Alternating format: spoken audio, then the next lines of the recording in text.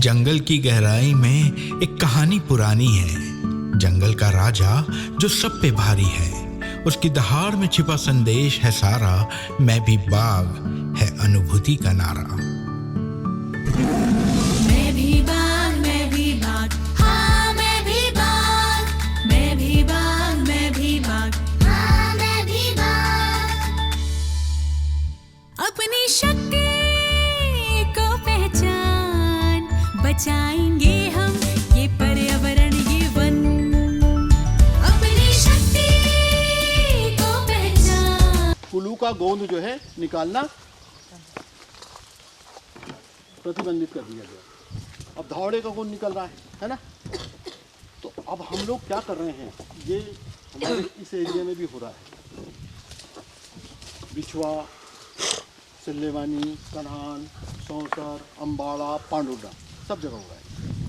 उधर भी हो रहा है, जहाँ जहाँ ये झाड़ पाए जाते हैं, आपके तामिया, देलाखारी वगैरह वगैरह सब जगह हो रहा है ना। तो क्या करने लगे कि हम उसमें अभी बताया था, चौहान साहब ने बताया था ना, है ना। उसमें क्या करने लगे हम, जैसे धावड़े का गोंद तो कैसे निकलता है प्रकृति, लेकिन हम उसमें भी कट लगाने लगे। और कट लगा के उसमें हम कोई एक उसका दवा का नाम है, लिख सकते हैं आप, दवा इथोपान पैराक्वेट, वो दवा का कट लगाया हमने और वो दवा डाली या इंजेक्शन से उसको डाल दिया।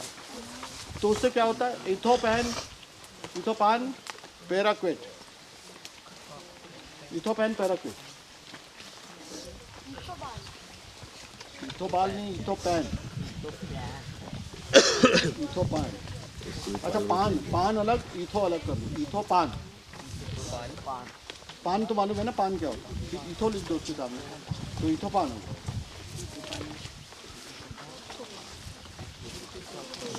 इथोपान, आगे पैराक्वेट भी लिख सकते हैं, लेकिन इथोपान मेन है उसमें। ये केमिकल उसमें डाल देते हैं या इंजेक्शन से प्रवेश करा देते हैं, है ना। तो उससे 5 गुना ज़्यादा गोंद निकलता है। एक बार क्या हुआ, ये आपका गाजनडो है ना यहाँ पास में, गाजनडो का नाम सुना है, कहाँ है गाजनडो गांव, कहाँ है, सौंसर के पास में है ना, बोर पानी सौंसर है ना, उसके पास में। तो गाजनडो में हम एक बार गए थे, तो वहाँ पर बाहर के लोग आए थे, दिल्ली के लोग आए थे। तो पूछने गए थे, उनसे सर्वे करने के लिए गए थे। तो उनसे पूछा कि भाई क्या रोजगार है, तो एक उन्होंने गोंद का भी बताया कि गोंद निकालते हैं, है ना। तो उन्हें कहा कैसे निकालते हैं, तो अब भाई वो क्यों, मतलब जो चूँकि तो सीधा सीधा बोलने वाले, वो साहब उसमें दवाई डालते हैं, हम निकाल लेते हैं। बोले हम कट लगाते हैं, दवाई डालते निकालते हैं, ठीक है ना। तो अब वो दवाई डालते, तो उन्होंने कहा भाई ठीक है, कुछ बोला नहीं उनने। फिर पूछा कि भाई आप अपने उपयोग के लिए कितना रखते हैं, इस बात को ज़रा ध्यान दीजिए आप लोग कि अपने उपयोग के लिए इसमें से कितना रखते हैं।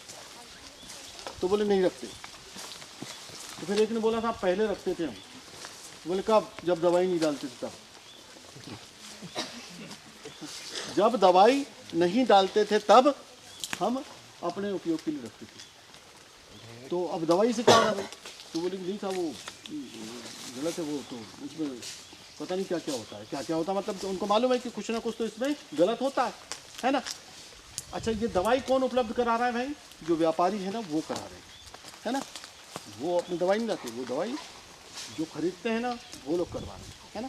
इससे होता क्या है कि पेड़ 2 साल 3 साल में सूख जाता है, क्योंकि वो पॉइजनस होता है, टॉक्सिक होता है, ठीक है ना।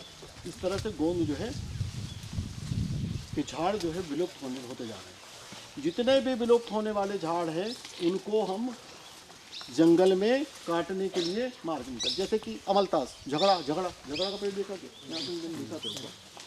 झगड़ा, अमलतास, झगड़ा जानते हो क्या होता है? और ये पास में ही है। इसमें क्या होता है मालूम है आपको, झगड़ा क्या होता है, इसकी जो फली घर में रखता है उसके यहाँ झगड़ा होते रहता है, ऐसा कहते हैं, है ना। लेकिन ये बहुत ही उपयोगी पौधा है, ऐसा कुछ होता नहीं है। इसकी लंबी लंबी फलियाँ आती है, पीले पीले फूल लगते हैं, फूल भी औषधि के काम में आता है। इसकी फूल की सब्जी बनती है बहुत बढ़िया, पीले पीले फूल आते हैं मई के महीने में, है ना। और इसकी फली जो रहती है लंबी लंबी, इसका बहुत ज़्यादा उपयोग है, ये बहुत ज़्यादा पाचक होता है, बहुत सारी औषधियों में इसका काम आता है। इसको बोलते हैं अमलतास, झगड़ा। और बताऊं, वैज्ञानिक नाम बताऊं क्या? लिख लेना, केशिया फिस्टुला। केशिया फिस्टुला।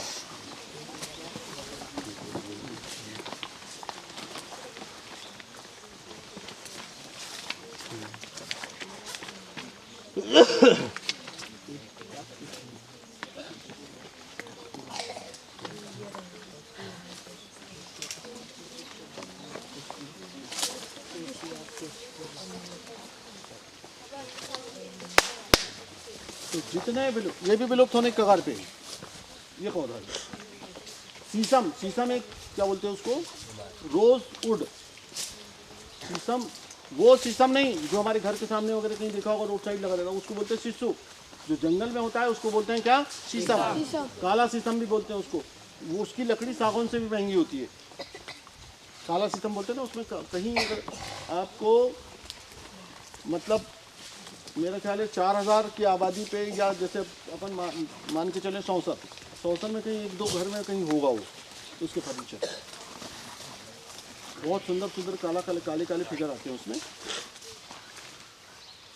तो उसको भी मार्क नहीं करते हैं, कुल्लू को मार्क नहीं करते। जितने फलदार वृक्ष हैं, जितने फलदार वृक्ष जंगल में हैं, आंवला, अचार वगैरह, कुसुम वगैरह, उनको किसी को मार्क नहीं करते। क्यों नहीं करते मार्क? जल्दी बताओ, फलदार को क्यों नहीं मार्क करते? जो जल्दी है तो फल का क्या होता है?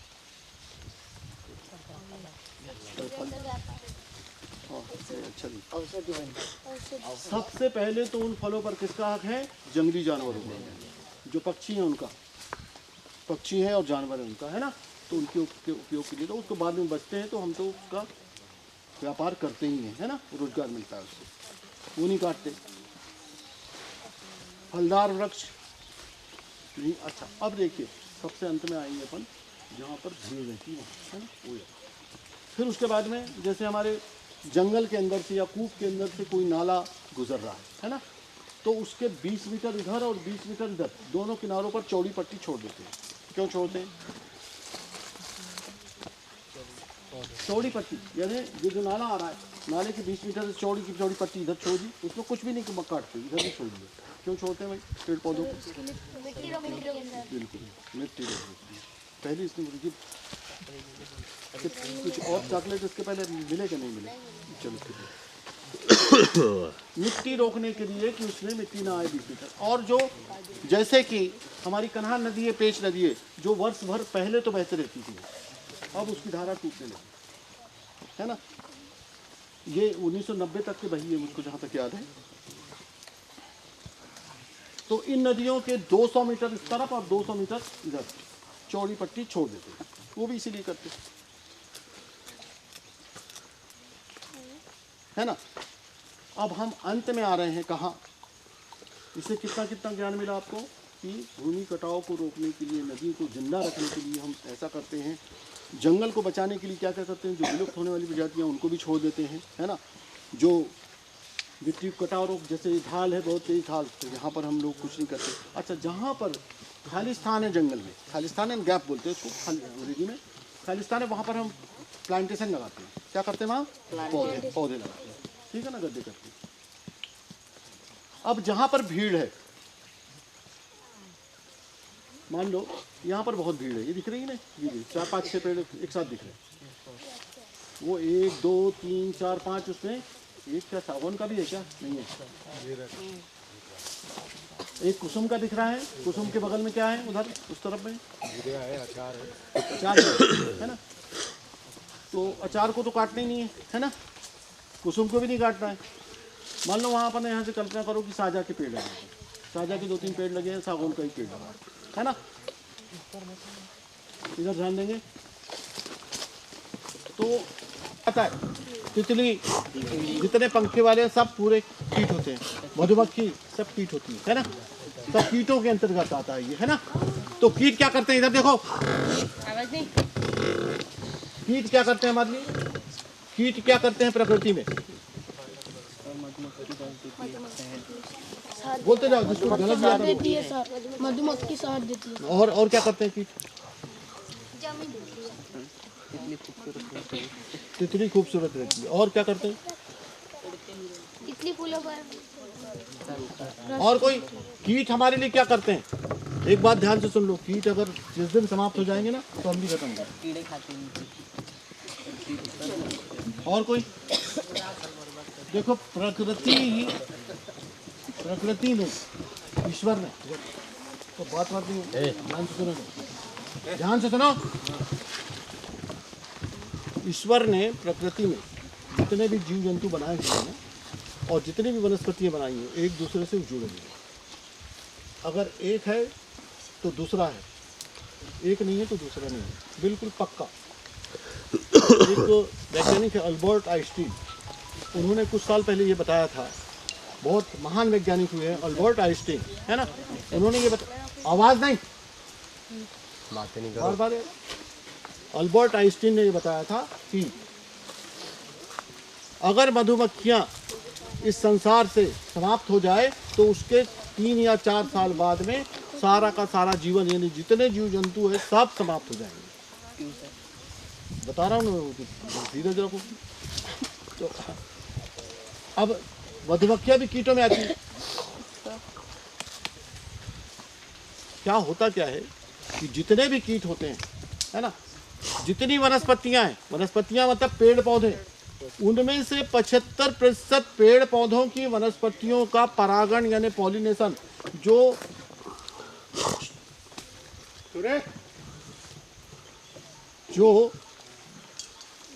नर फ्लावर से, नर पुष्प से फीमेल फ्लावर यानी मादा पुष्प तक के परागकण को ओहरी तक पहुंचाते हैं, वो 75% कीट होते हैं। क्या होते हैं? कीट। और उनमें से भी आधा काम कौन करता है? मधुमक्खियाँ। मधुमक्खियाँ भी कीट में आती है ना। तो 75% अगर मान लो वो नहीं रहेंगे तो क्या होगा? बीज नहीं बनेगा।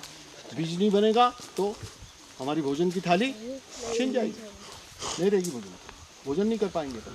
तो कीट हमारे लिए अभी तक के आप लोगों को नहीं मालूम कीट क्या करते हैं। अच्छा, हम लोग क्या कर रहे हैं? कीट को काहे से मार रहे हैं? कीटनाशक, उनको मार रहे हैं। वो कीट को जो पक्षी खा रहे हैं वो मर रहे हैं, है ना। कीटों को जब वो ज़्यादा होते हैं तो उनको ईश्वर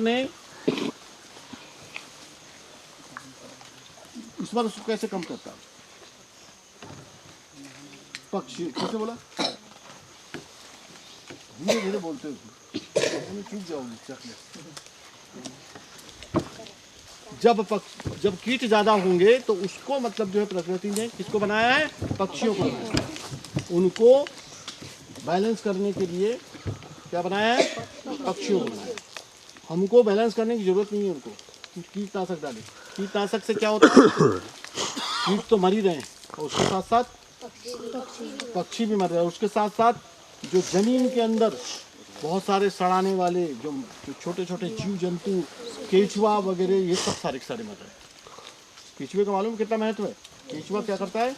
हमारी ज़मीन को पोली भी करता है, उपजाऊ भी बनाता है ना। वो भी मर रहा है। तो कीटनाशक का उपयोग हमको एक ना एक दिन बंद करना पड़ेगा और जैविक कीटनाशक के ऊपर आना पड़ेगा। मधुमक्खी भी वही काम करती है। क्या काम करती है?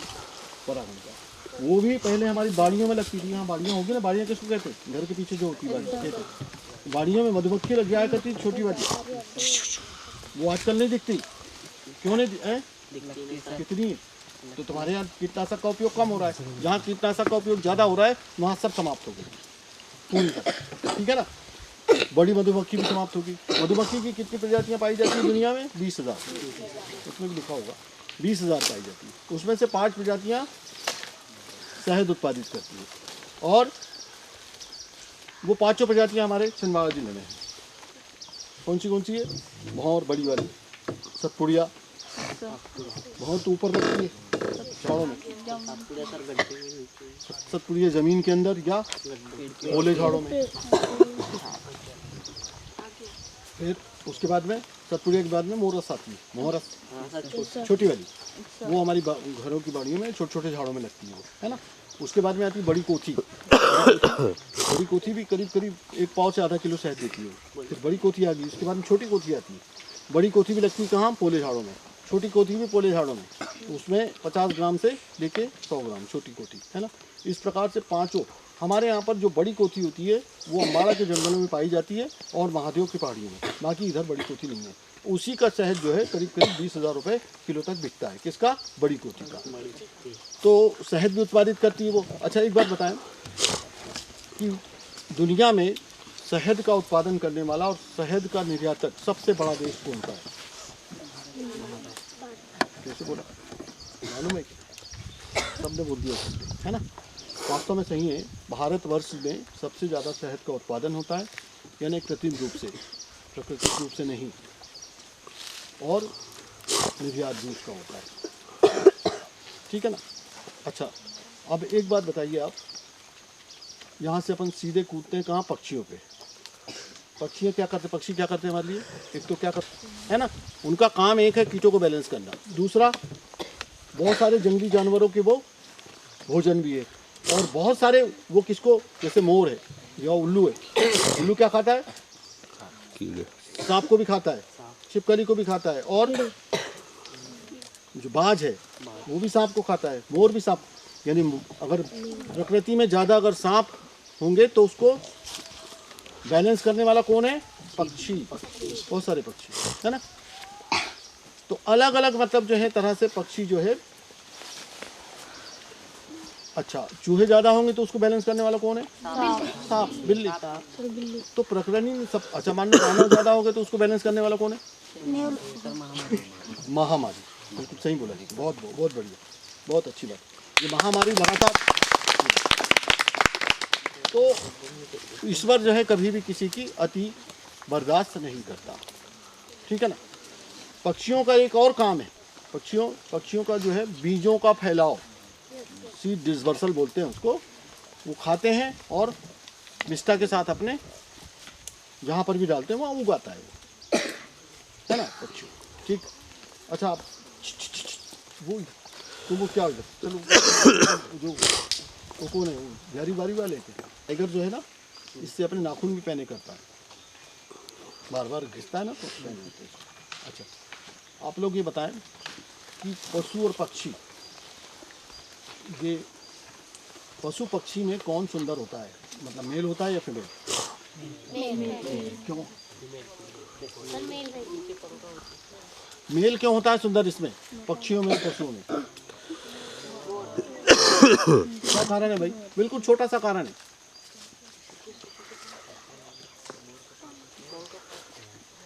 मोर नाचता है, नाचती है? क्यों सुंदर होता है?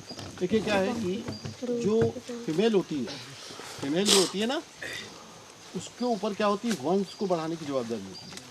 अगर वो सुंदर रहेगी तो कोई भी शिकारी प्राणी उसको देख के जल्दी पकड़ेगा, जल्दी मार डालेगा।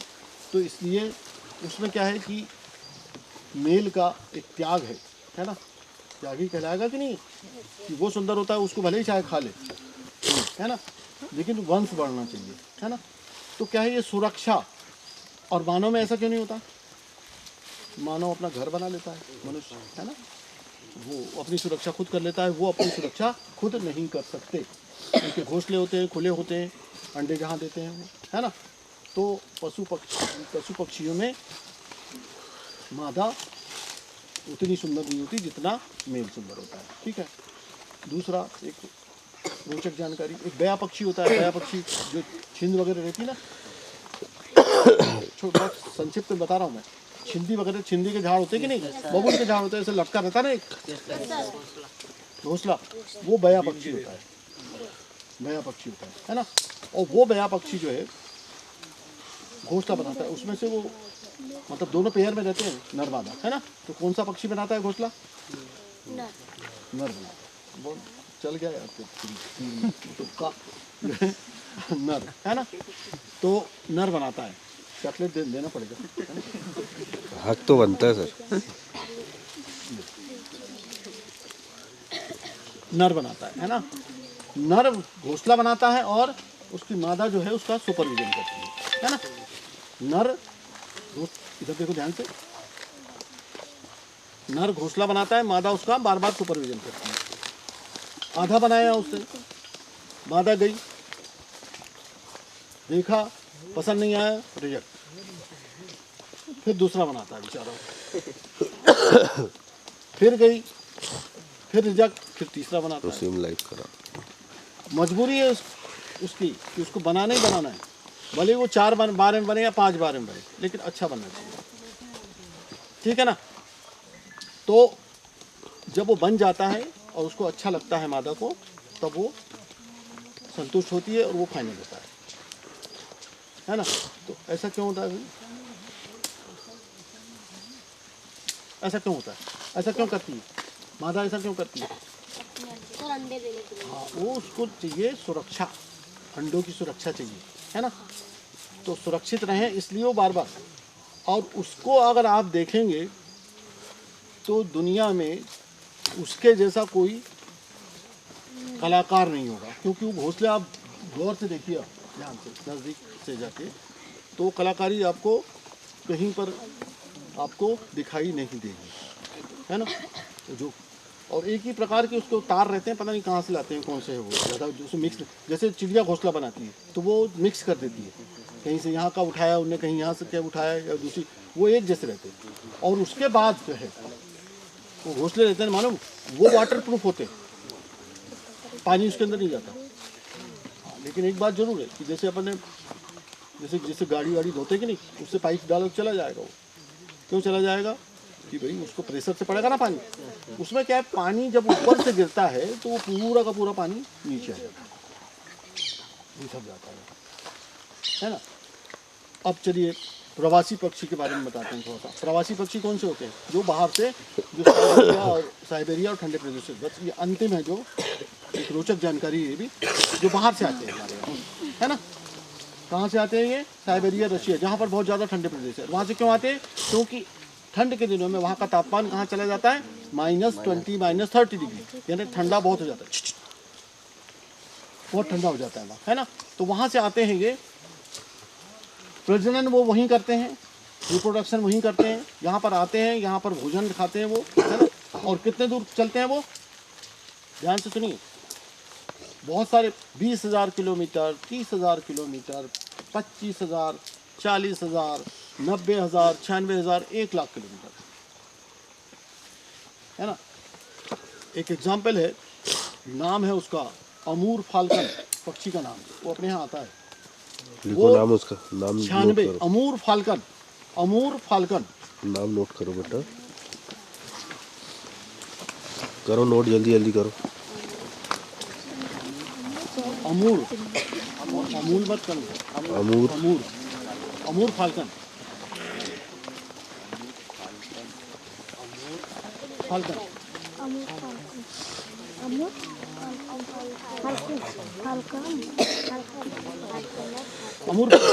है ना। ये पक्षी जो है 96,000 किलोमीटर चल के आता है, लगातार उड़ता है। क्या? 96,000 ये पक्षी किलोमीटर अमूर फाल्कन नाम का चलता है। पक्षी साइबेरिया से लगातार 96,000 किलोमीटर चल के उड़ के आता है, और ये लगातार उड़ता है। कैसा? लगातार उड़ता है। अब खाता कब है, सोता कब है? लगातार। ये उड़ते हुए खा लेता है, लिखना है जो उसको, कीटों को जो है क्रॉस करो पकड़ के खा लेता है। अब सोने की बात आई, सोता कब है? लगातार सोता कब है? 96,000 किलोमीटर चलता है।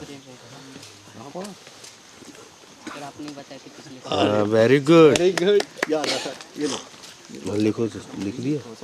लगातार 96,000 हाँ। किलोमीटर, इसके ब्रेन का याद रखा, यही सबसे लगातार महत्वपूर्ण है। 96,000। यानी ये जो हम बातें बताते हैं, जिसने ये तो जीवन भर याद रखने के लिए, किलोमीटर। 2 घंटे में हम क्या प्रकृति को समझा देंगे आपको। ये वास्तव में क्या है? नेचर एजुकेशन है ना, प्रकृति शिक्षा, है ना।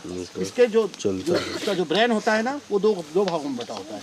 तो एक बार में इधर सोता है, एक बार में इधर सोता है ना, ऐसा होता है। ठीक है। अंत में एक बरगद का पेड़ की बात बताएंगे। सबसे बड़ा बरगद का पेड़ कहाँ है? ये याद रखना, क्विज में पूछेगा। हाँ।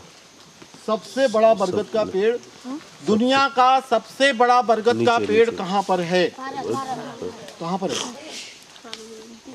दुनिया का सबसे बड़ा बरगद सब का अंदाज से फेंकने लगे। बताइए, जल्दी बताइए, और इसको भी नोट कर लेना। सबसे बड़ा कहाँ पर है? कोई बताएगा? पेड़ ये है आंध्र प्रदेश के अनंतपुर जिले में है। आंध्र प्रदेश के अनंतपुर जिले में है।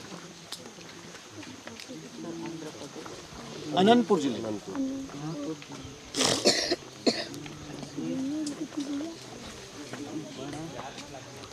ये फैला हुआ है लगभग 1.9 लगभग 2 हेक्टेयर क्षेत्र में, 1.9 हेक्टेयर क्षेत्र में फैला हुआ है। 4.21 एकड़, 4.2 एकड़ में ये फैला हुआ है ना। इसका नाम है, नाम भी लिखना आपने, चूंकि आंध्र प्रदेश में तेलुगु नाम है इसका, है ना। थीमम्मा, मम्मा बोलते कि नहीं अपन? उसके आगे थी मम्मा। मम्मा कौन से जिले में? अनंतपुर जिले में। दुनिया का सबसे अधिक स्थान में फैला हुआ पेड़ थी मम्मा मारी मनु, थी मम्मा मारी मनु।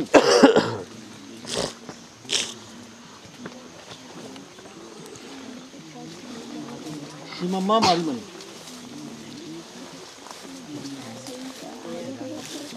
लिखिए ना, नहीं हो गया खत्म।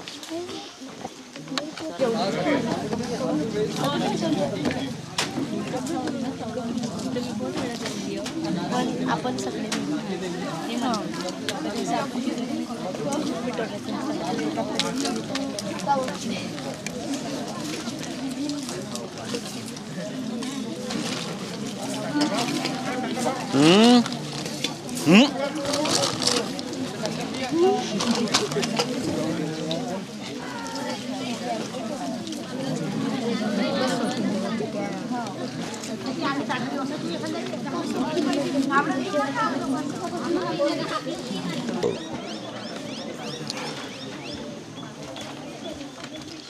बेटे इधर देखिए, जैसे कि तालियां बजाइए। इसे पुनः व्यवस्थापित करने के लिए भारत सरकार द्वारा अफ्रीका महाद्वीप के नामीबिया देश से लगभग 8 चीजों को शुरुआत में लाया गया था।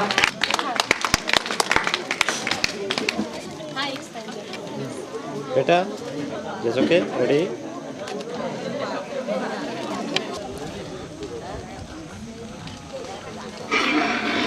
जंगल की गहराई में एक कहानी पुरानी है। जंगल का राजा जो सब पे भारी है, उसकी दहाड़ में छिपा संदेश है सारा। मैं भी बाग है अनुभूति का नारा। मैं भी बाग, हाँ मैं भी बाग, मैं भी बाग, हाँ मैं भी बाग। अपनी शक्ति को पहचान, बचाएंगे हम ये पर्यावरण के वन। अपनी शक्ति को पहचान, बचाएंगे हम ये पर्यावरण के वन। मैं भी बाग, हाँ मैं भी बाग, मैं भी बाग, हाँ मैं भी बाग। रामा, सीता, रामा, जंगल का राजा बना रहे संतुलन, वन्य जीव और पेड़ों का करे संरक्षण। उसकी राह पे चल, लंबे प्रशंसा कर, पर्यावरण की रक्षा में कुछ हमारे जैसा करे। हम भी कुछ ऐसा करें, कुछ हमारे जैसा करें। अपनी शक्ति को पहचान, बचाएंगे हम ये पर्यावरण के वन। अपनी शक्ति को पहचान, बचाएंगे हम ये पर्यावरण के वन। मैं भी बाग। बिल्कुल। ये 22 जून 2021 को हमारे जो प्रधानमंत्री है, उन्होंने यह महाअभियान प्रारंभ किया है। तो मिशन लाइफ क्या है? छोड़ मत करो भाई, बातें नहीं, वो उसको बंद करो, ध्यान यहाँ रखिए। उसको बैग को बिल्कुल मत छू, सर की ओर ध्यान दीजिए, बिल्कुल क्या बोल रहे हैं। उसको बैग को हाथ मत लगाना आपने। बैक से आवाज आती है। मिशन लाइफ मतलब जीवन के लिए अभियान, जीवन के लिए मुहिम। तो जीवन के लिए मुहिम क्यों भाई? जैसे स्वच्छता अभियान चलाया गया, क्यों चलाया गया? क्योंकि हम गंदगी में रहने के आदी हो गए थे, ठीक है ना, इसलिए अभियान चलाने की जरूरत पड़ी।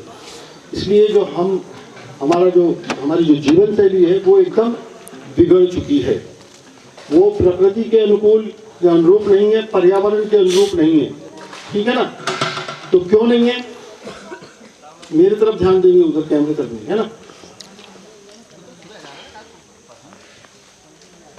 मिशन लाइफ का मतलब हुआ पर्यावरण के अनुरूप जीवन शैली अपनाना। जो बिगड़ी हुई जीवन शैली है उसको सुधारना और प्रकृति के साथ चलना, ठीक है ना।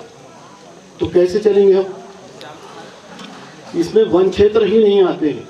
तो सबसे पहले वन इसमें महत्वपूर्ण है।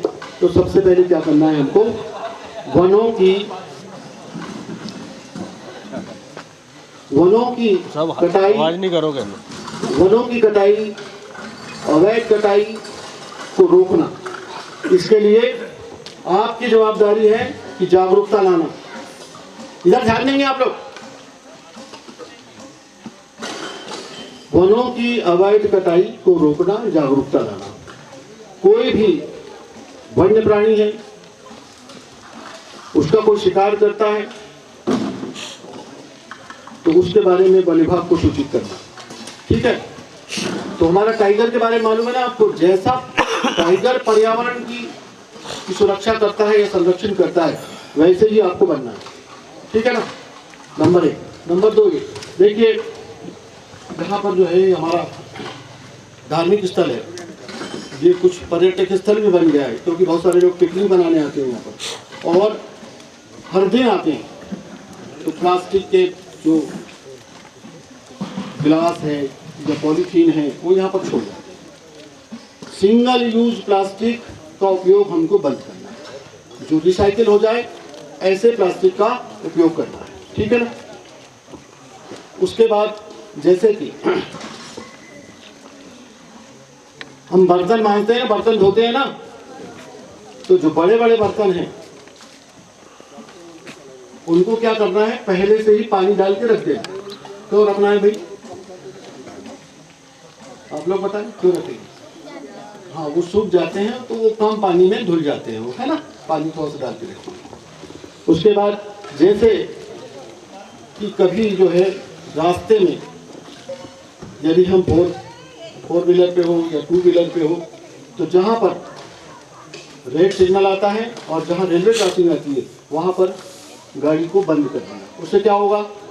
प्रदूषण कम होगा और हमारा पैसा भी कम खर्च होगा, ठीक। उसके बाद जहाँ मतलब जिस घर में जितने व्हीकल की आवश्यकता हो उतने ही व्हीकल का यूज करना। क्या मतलब निकला कि जैसे हो सकता है कभी कभी हम लोग 4 हैं घर में, तो हम 4 व्हीकल रखे हुए बिना वजह रखे हुए हैं, तो हमको उतने ही व्हीकल का उपयोग करना। जहाँ हम पैदल जा सकते हैं, साइकिल से जा सकते हैं, वहां पर पैदल और साइकिल से जाना। नदियों को प्रदूषण से बचाना। कैसे बचेगी नदियाँ प्रदूषण से? जो हमारे शहर का जो गंदा पानी है वो उसमें ना जाए, उसके लिए ट्रीटमेंट प्लांट हो। उसके बाद बहुत सारी फैक्ट्रीज का पानी जाता है नदियों में, वो ना जाए। नदियों में पानी जाने से क्या होता है? नदियों में जो जलीय जंतु है मर जाते हैं, है ना। जो नदी का पानी पीने लायक होता है या सिंचाई करने लायक होता है वो किसके कारण होता है? जो जलीय जंतु रहते हैं ना उसके कारण होता है, वो शुद्ध करते हैं उसको, ठीक है ना। वो मर जाएंगे तो अशुद्ध रहेगा हमेशा। फिर उसके बाद मिट्टी को प्रदूषण से बचाना। मिट्टी कैसे प्रदूषित होती है? मिट्टी कैसे प्रदूषित होती है? उसमें हम कीटनाशक डालते हैं, उसमें सफाया डालते हैं, उसमें रासायनिक खाद डालते हैं। इसके उपयोग को कम करना। बहुत सी छोटी छोटी बातें हैं जो हमको जिसके बारे में जिसको अमल में भी लाना है और जिसके लिए हमको दूसरों को प्रेरित भी करना है। ऐसे वृक्ष जो ज़्यादा ऑक्सीजन देते हो और ज़्यादा कार्बन डाइऑक्साइड का अवशोषण करते हो उनका रोपण करवाना, उनका रोपण करना, ठीक है ना। इसके बाद आता है रो प्लैनेट पीपल, P3 बोलते हैं इसको। क्या? रो प्लैनेट पीपल। रो का मतलब हुआ साथ देने वाला या तरफदारी करने वाला या समर्थक। जैसे मैं अगर किसी को कहूँ कि ये प्रो चाइना है तो मतलब वो चीन का सपोर्ट करने वाला है ना। तो प्रो प्लैनेट पीपल, प्लैनेट का क्या मतलब हुआ? पृथ्वी। प्लैनेट यानी ग्रह होता ना, तो पृथ्वी। पीपल यानी लोग, पृथ्वी के साथ चलने वाले लोग। तो हमको ऐसे व्यक्ति बनना है जो पृथ्वी के साथ, प्रकृति के साथ चले। और अगर हम, जो मैंने अभी बताया ना आपको, ऐसी जीवन शैली अपनाएंगे जो पर्यावरण और प्रकृति के अनुरूप हो, तब हम निश्चित रूप से प्रो प्लैनेट पीपल बनेंगे, ठीक है ना। तूने जो भी सीखा, जाना और जो भी हमने बताया, इसका अनुभव हम सभी से आपको साझा करना है। कृपया एक बालक और एक बालिका जाए मंच पर और आज का अनुभव, अपना अनुभव साझा करें। बालिका में से कोई भी एक बालिका जाए जो बोलने के इच्छुक है। कोई आएगा? Thank you sir. मैं श्रीमती अर्चना वैद्य, शासकीय उच्चतर माध्यमिक विद्यालय बड़ौसा से हूँ। हम आज आए तो मुझे ऐसा लगा कि हमने कुछ मिस कर दिया, क्योंकि हम थोड़ा लेट हो गए थे कुछ काम की वजह से। लेकिन जब यहाँ आए, यहाँ का सब हमने देखा तो बहुत अच्छा लगा। बहुत अच्छी व्यवस्थाएं यहाँ पर हुई है और वन विभाग का जितना भी स्टाफ है उन सभी का मैं बहुत बहुत धन्यवाद करना चाहूँगी कि उन्होंने इतना अच्छा ऑर्गेनाइजेशन किया और हमारे बच्चों को बहुत ही वनों के बारे में बहुत ही महत्वपूर्ण जानकारियाँ यहाँ पर दी गई। मतलब एनिमल्स के बारे में और पशु पक्षी जितने भी हैं, पेड़ पौधे, इनके बारे में मुझे लगा कि बहुत ही इम्पोर्टेंट था ये जानकारी हमारे बच्चों के लिए देना। और मैं समझती हूँ कि ये जो अनुभूति कार्यक्रम जो चलाया जा रहा है गवर्नमेंट की ओर से, तो ये बहुत ही अच्छा कार्यक्रम है, क्योंकि वास्तव में हमारे बच्चों को इन सब जानकारियों की ज़रूरत है। क्योंकि बहुत सारे बच्चे नहीं जानते हैं हमारे जंगलों के बारे में, हमारे पेड़ पौधों के बारे में, है ना। उनका थोड़ा सा वो कट गए हैं अभी फ़िलहाल तो, लेकिन ये जो कार्यक्रम चलाया जा रहा है बहुत ही अच्छा कार्यक्रम है और मैं इसके लिए जो भी ऑर्गेनाइजर्स हैं उनका धन्यवाद करना चाहती हूँ। बाकी तो सब बढ़िया और मुझे बोलने का यहाँ पे मौका दिया गया, उसके लिए मैं सभी का धन्यवाद करना चाहती हूँ। जय हिंद। हेलो, मैं सुनील बिरखरे, शासकीय उच्चतर माध्यमिक विद्यालय बड़ौसा, फिजिकल ट्रेनिंग इंस्ट्रक्टर PTI।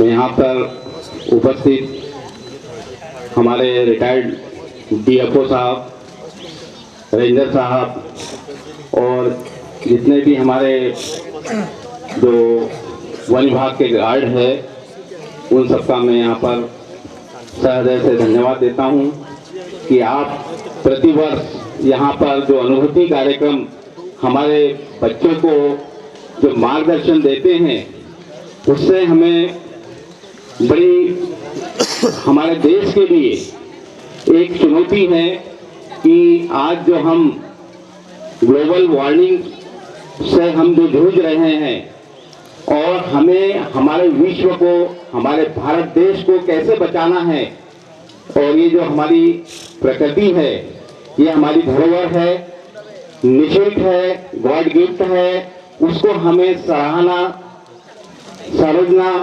हमारा कर्तव्य है, उसकी रक्षा करना हमारा कर्तव्य है।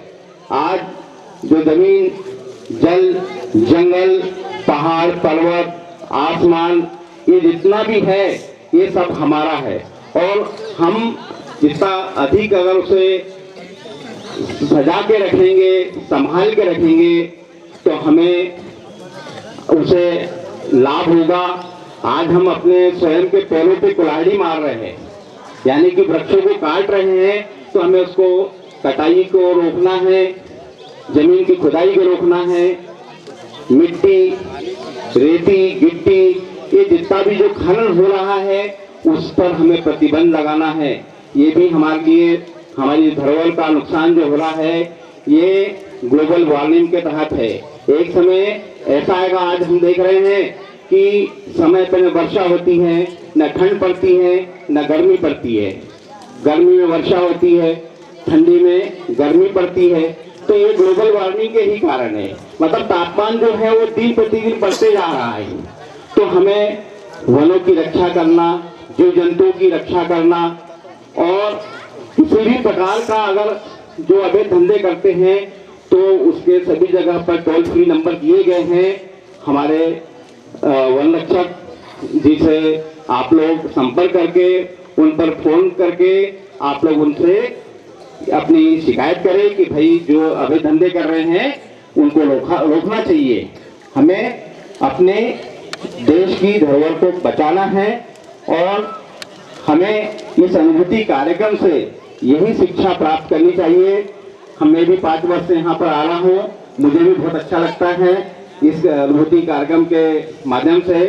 और डीएफओ साहब हमेशा यहाँ पर आते हैं छिंदवाड़ा से, बहुत बहुत सहृदय से मैं उनका धन्यवाद देता हूँ कि जो आपने हमारे बच्चों को यहाँ पर जो शिक्षा दी है और बच्चे भी आपके मार्गदर्शन पर यहाँ पर चल रहे हैं। धन्यवाद सर। ये क्या है? ये क्या है? स्कार्फ है, ये स्कार्फ।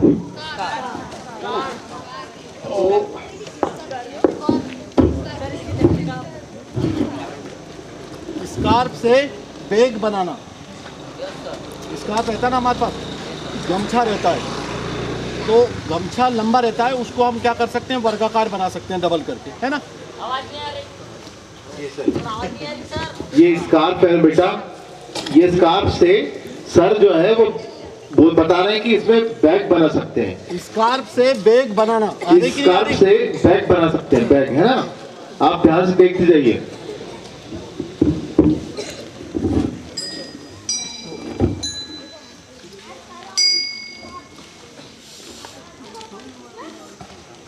दोनों इसके कोने पकड़े,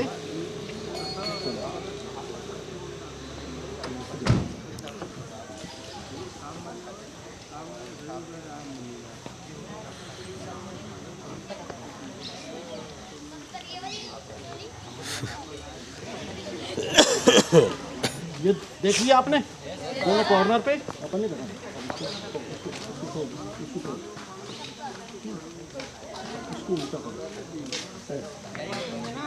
उल्टा किया इसको और इसको इधर डाल दो।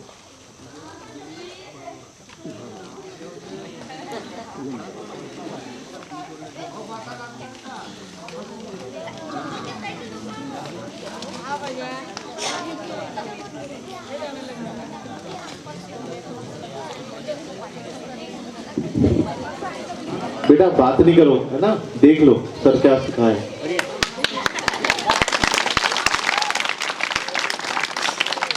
अब ये देखिए इसको क्या क्या हम ये क्या क्या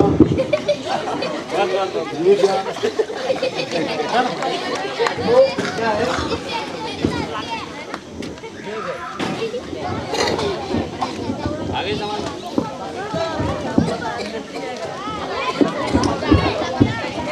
हम जो है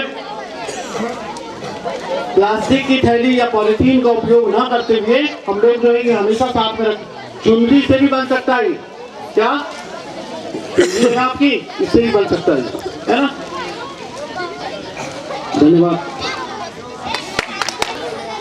मैं ईश्वर को साक्षी मानते हुए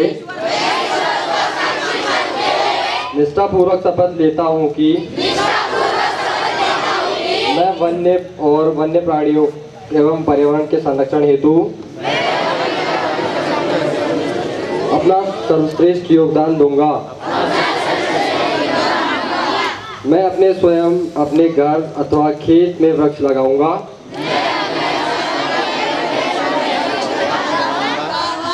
उनको संरक्षित भी करूंगा। मैं अपने परिवार एवं अन्य साथियों को भी वृक्षारोपण एवं उनके संरक्षण के लिए प्रेरित करूंगा। मैं अपने घर, गांव, विद्यालय और अपने आसपास के पर्यावरण को बाघ की तरह सुरक्षा करूंगा। मैं प्रो प्लैनेट पीपल एवं मिशन लाइफ के अनुरूप संवहनी जीवन शैली को अपनाने एवं बढ़ावा देने का भी वचन देता हूँ। जय हिंद।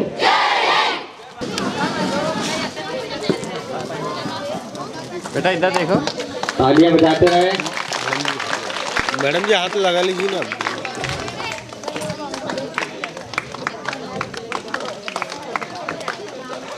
द्वितीय स्थान प्राप्त किया है पवन सिलू शासकीय बच्चे बालक के लिए।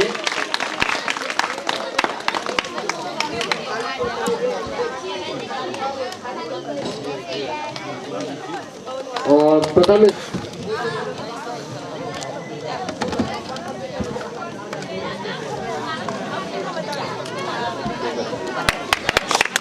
और इस दिनों ने अपना बहुत शानदार प्रदर्शन प्रस्तुत किया।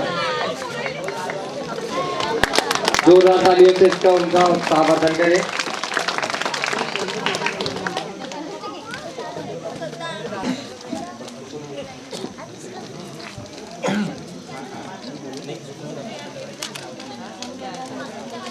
शासकीय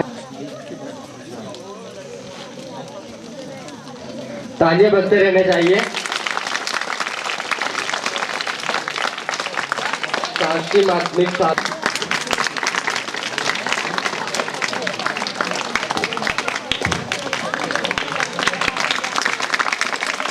गवर्नमेंट हायर सेकेंडरी स्कूल बड़ौसा से शिक्षा का जाए।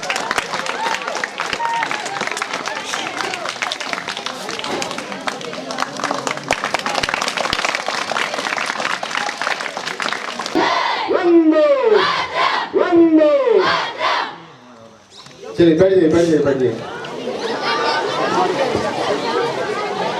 बैठ जाइए, आप सभी बैठ जाइए।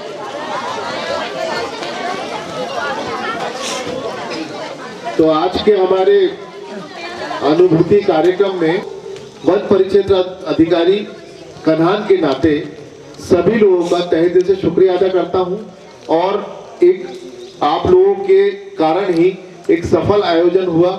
इसके लिए मैं थोड़ा लेट हो गया था, इसके लिए माफी चाहता हूं।